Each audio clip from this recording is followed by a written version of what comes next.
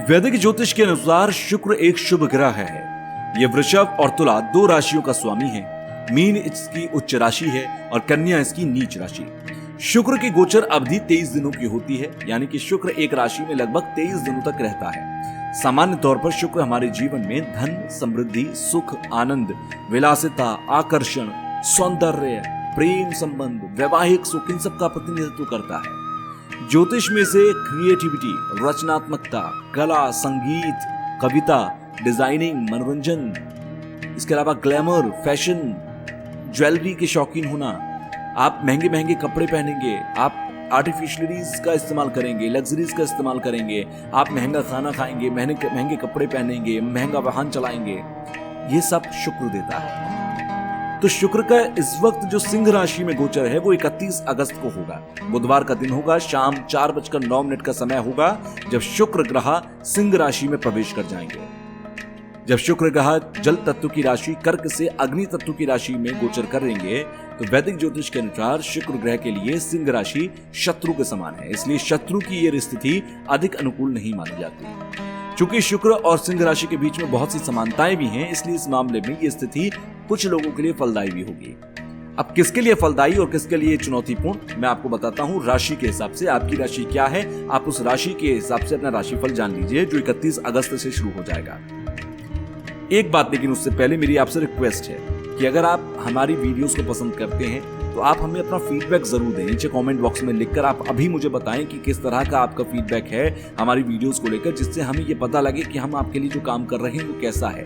हमारी टीम, हमारे एस्ट्रोलॉजर्स की टीम बहुत मेहनत करती है आपके लिए हर रोज राशिफल लाने में, इसलिए आप अपना फीडबैक देके उन्हें मोटिवेट जरूर करिए अगर आप चाहते हैं इस तरह की वीडियोज आपको मिलती रहे। साथ ही साथ लाइक बटन पर, डिसलाइक बटन पर आप क्लिक करके भी हमें अपने आप फीडबैक बता सकते हैं। हमारे साथ पहली बार जुड़ रहे हैं तो सब्सक्राइब कीजिए, उस दिन हमारी वीडियोस को देखिए और फिर हमें फीडबैक जरूर दीजिए। सबसे पहले बात मेष राशि की।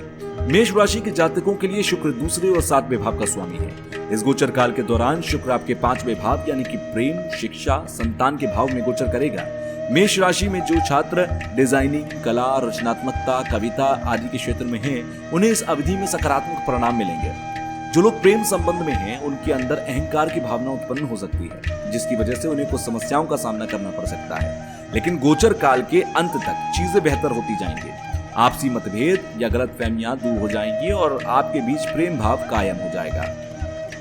वृषभ राशि के जातकों के लिए शुक्र पहले और लग्न या फिर छठे भाव के स्वामी होते हैं। इस गोचर काल के दौरान शुक्र आपके चौथे भाव यानी कि माता, ग्रस्त जीवन, भवन, वाहन और संपत्ति भाव में गोचर करेंगे। चौथे भाव में शुक्र का गोचर आपके घर में विलासिता की चीजें बढ़ा देगा। आप इस दौरान अपने घर के लिए कोई लग्जरी वाहन या लग्जरी वस्तु खरीद सकते हैं। पारिवारिक जीवन में खुशहाली बरकरार रहेगी। माता के साथ आपके संबंध बहुत अच्छे हैं, लेकिन आपको सलाह दूंगा कि इस दौरान उनके स्वास्थ्य का विशेष ध्यान रखें। प्रतियोगी परीक्षाओं की तैयारी कर रहे छात्रों के लिए समय बेहद अनुकूल है। मिथुन राशि के जातकों की बात करें तो शुक्र आपके 5वें और 12वें भाव के स्वामी होते हैं। शुक्र के सिंह राशि में गोचर के दौरान शुक्र आपके 3रे भाव यानी कि भाई, बहन, शौक, रुचि, लघु यात्रा या संचार कौशल के भाव में गोचर करेगा। शुक्र का ये गोचर आपके लेखन और संचार कौशल में क्रिएटिविटी लेकर आता है। जो लोग लेखन, फाइन आर्ट्स या साहित्य से जुड़े हैं, इस दौरान आपकी क्रिएटिविटी बहुत तेजी से काम करेगी। इस गोचर काल में आपके संबंध आपके छोटे भाई बहनों के साथ मधुर रहेंगे।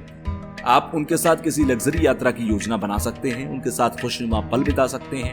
वहीं 9वें भाव में शुक्र की दृष्टि पड़ने से आपके संबंध पिताजी के साथ बहुत अच्छे रहेंगे और आपके अच्छे कार्यों की वो सराहना करेंगे। कर्क राशि के जातकों की बात। कर्क राशि के जातकों के लिए शुक्र चौथे और 11वें भाव के स्वामी है।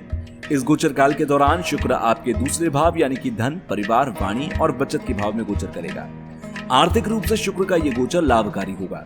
इस दौरान धन का प्रवाह अच्छा रहेगा और धन की बचत भी होगी। एक से अधिक स्रोतों से कमाई होने की संभावना है। यदि आप लंबी अवधि का कोई निवेश करने की योजना बना रहे हैं तो यह समय अनुकूल है, आपको इसमें सकारात्मक फल मिलेंगे।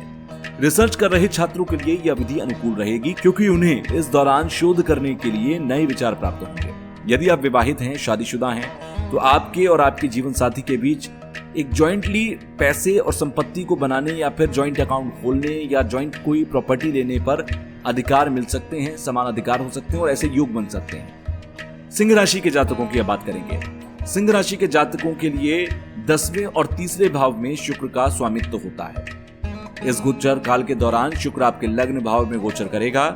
इस दौरान आप अपने जीवन का पूरी तरह से आनंद लेते नजर आएंगे। आपके सामाजिक जीवन में कुछ अच्छे और मूल्यवान लोगों का आगमन होने की संभावना है। आप प्रभावशाली लोगों की संगति पसंद करेंगे। आपका व्यक्तित्व लोगों को आकर्षित करेगा।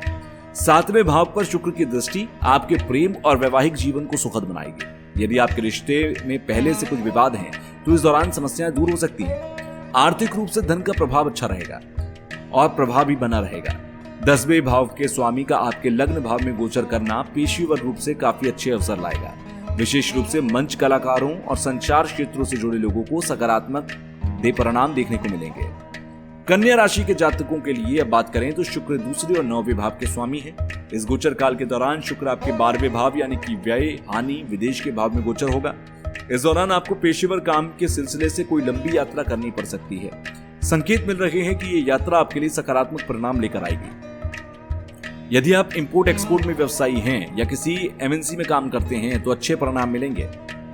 अगर आप सिंगिंग करते हैं, म्यूजिक में इंटरेस्टेड हैं और डांस करते हैं, एक्टिंग करते हैं, इस क्षेत्र से आप हैं, तो इस दौरान कुछ क्रिएटिविटी करने का आपको मौका मिलेगा और आपकी क्रिएटिविटी आपके दिमाग में घूमती रहेगी। आप अपने स्किल्स को निखार सकते हैं इस दौरान। तुला राशि के जातकों के लिए शुक्र लग्न और 8वें भाव के स्वामी है। इस गोचर काल के दौरान शुक्र आपके 11वें भाव यानी कि आय, लाभ, इच्छा, बड़े भाई बहन, चाचा के भाव में गोचर करेगा।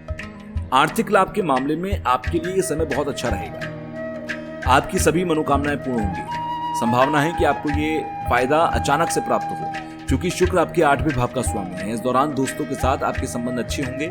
आप उनके साथ अच्छा समय बिताएंगे, क्योंकि 11वां भाव मित्र और सामाजिक दायरे का भी होता है। 11वें भाव से शुक्र आपके 5वें भाव यानी कि प्रेम, शिक्षा, संतान के भाव पर भी दृष्टि डाल रहा है, जिसके फलस्वरूप आपका प्रेम का जीवन सुखद होगा। आपके बच्चे कुछ ऐसी उपलब्धि हासिल करेंगे जिससे आपको बहुत खुशी होगी। वृश्चिक राशि के जातकों के लिए शुक्र 7वें और 12वें भाव का स्वामी है।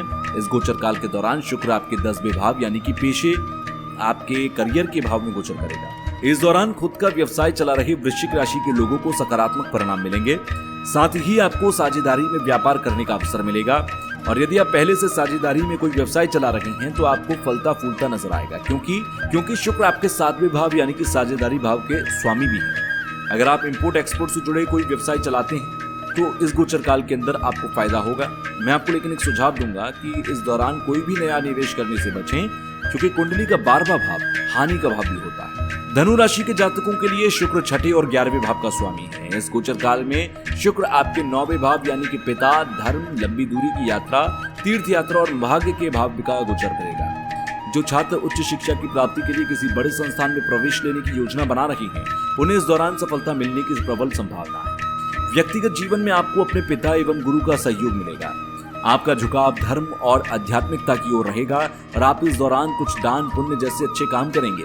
साथ ही आप किसी लंबी दूरी की यात्रा या तीर्थ यात्रा पर भी जा सकते हैं। अब बात मकर राशि की। मकर राशि के जातकों के लिए शुक्र योग कारक ग्रह है। साथ ही आपके 5वें और 10वें भाव के स्वामी है। इस गोचर काल के दौरान शुक्र आपके 8वें भाव यानी कि दीर्घायु, आकस्मिक घटनाओं और रहस्य के भाव में गोचर करेगा। शुक्र के सिंह राशि में गोचर के दौरान स्वास्थ्य के लिहाज से इस दौरान आपको मूत्राशय से संबंधी कोई बीमारी हो सकती है, इसलिए अपने स्वास्थ्य के प्रति सावधान रहें, स्वास्थ्य अच्छा बनाए रखें।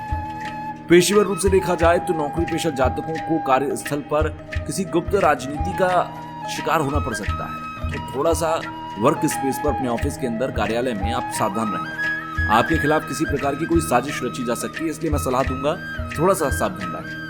कुंभ राशि के जातकों के लिए शुक्र योग कारक ग्रह हैं और ये आपके 4थे और 9वें भाव के स्वामी हैं। इस गोचर काल के दौरान शुक्र आपके 7वें भाव यानी कि विवाह, जीवन साथी और साझेदारी के भाव में गोचर करेगा। 9वें भाव के स्वामी का आपके 7वें भाव में गोचर करना विवाह के योग बनाता है। अर्थात अगर आप विवाह योग्य हैं, विवाह के बारे में सोच रहे हैं, तो आपको आपका जीवन साथी मिल जाएगा।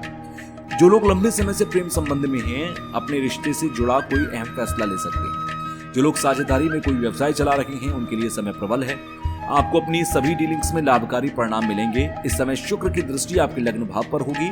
परिणाम स्वरूप आपका व्यक्तित्व और शरीर की ओर ध्यान ज्यादा होगा और आकर्षक बनाने का प्रयास उसे करेंगे। अब बढ़ते हैं मीन राशि की तरफ। मीन राशि के जातकों के लिए शुक्र 3रे और 8वें भाव के स्वामी हैं। इस गोचर काल के दौरान शुक्र आपके 6ठे भाव यानी कि रोग, प्रतिस्पर्धा, शत्रु और मामा के भाव से गोचर करेगा। इस दौरान आपको पेट, हार्मोन्स असंतुलन और आंखों से जुड़ी कुछ स्वास्थ्य संबंधी समस्याओं का सामना करना पड़ सकता है। आपको सलाह दूंगा कि अपने स्वास्थ्य का विशेष रूप से ख्याल रखें। शुक्र के सिंह राशि में गोचर काल के दौरान आप पर कुछ ऐसे आरोप लग सकते हैं जिससे आपकी छवि बिगड़ जाए, इसलिए किसी भी प्रकार का गुप्त संबंध या एक्स्ट्रा मैरिटल अफेयर रखने से आप बचें। आपको कई मुश्किलों से गुजरना पड़ सकता है। इस अवधि को सफलतापूर्वक और सामान्य रूप से पार करने के लिए आपको काफी सीमित और निम्न रहने की सलाह मैं देता हूँ। तो ये शुक्र के गोचर से जुड़ी कुछ राशिफल मैंने आपको बताए हैं। आगे भी हम आपको ऐसी ही वीडियोस देते रहेंगे। फिलहाल के लिए शुक्रिया।